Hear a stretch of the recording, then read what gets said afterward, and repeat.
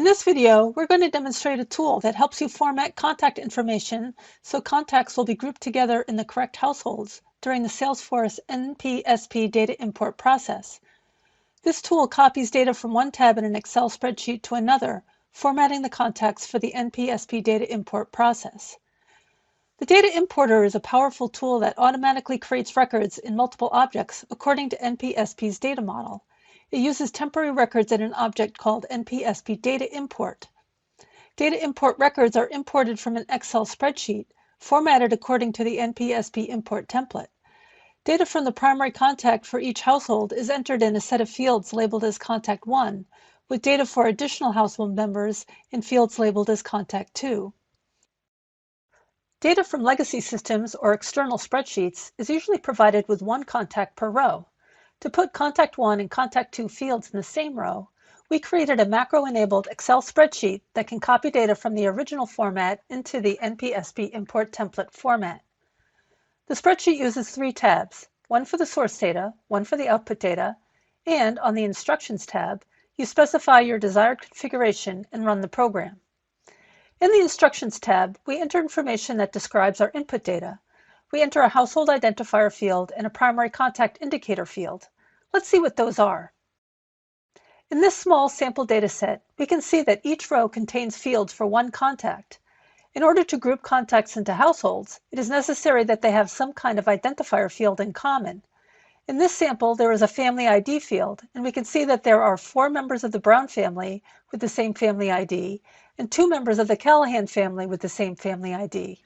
The rest are single-member households. So column B is our source household identifier column. If our data set does not have a household identifier field, the program treats each record as a single-member household. Next, we specify which column contains a primary contact indicator. This is a field that contains some kind of flag for primary contacts and is blank for other contacts. If our data set does not have such a field, the program treats the first contact it comes across as the primary contact. Here, column A is our primary contact indicator. For this demo, let's mark Lucas Callahan as the primary contact for family ID 1161 and leave no primary contact specified for the Brown family. We can expect Jake to become contact 1 since he is the first listed member of the 1157 family. Everyone else will be in a household by themselves.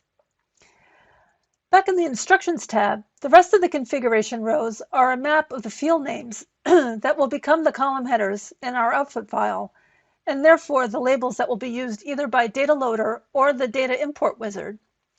Use the field names for the tool you plan to use. For each field, specify which column in the Source tab contains that data.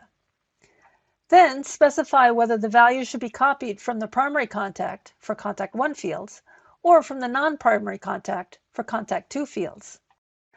Note, for example, that first name is found in column E in our source data set, so we enter E for both Contact 1 first name and Contact 2 first name. The difference is that a value in column E is copied into Contact 1 first name only when the source record is flagged as a primary contact, and it is copied into Contact 2 first name when the record is not a primary contact. Finally, we can specify a default value that will be copied in if the value in the source data set is blank. This is necessary for required fields in checkboxes. Create a row in the map for every field to be imported, including any custom fields that you need to import. Remember to also create those fields in the data import object to receive that data, and on the object to ultimately store that data. Let's take a look at our Results tab. It's important to note that this program will overwrite any data in the Results tab without warning, but for demonstration purposes, we'll clear out the data now.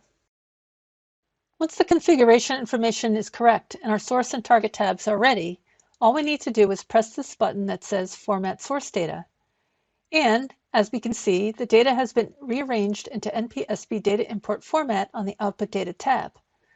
Note that the Brown family is now represented by 3 records, with Jake Brown, the primary contact, as Contact 1 on all 3 rows, and his other 3 family members, Haley, Penny, and Bennett, are Contact 2 on each row. Lucas is Contact 1 for the Callahans because we specified him as the primary contact, with Yasin as Contact 2. Everyone else will be in a household by themselves. If we change the primary contact for the Browns to Haley and make Yasin the primary contact for the Callahans,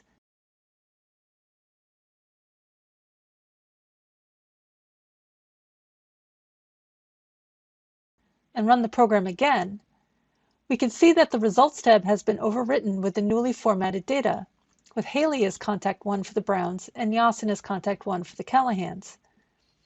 Now we can save this data as a CSV file and import it into the NPSP Data Import object. If you'd like to try this tool out for yourself, please contact Kathy Only.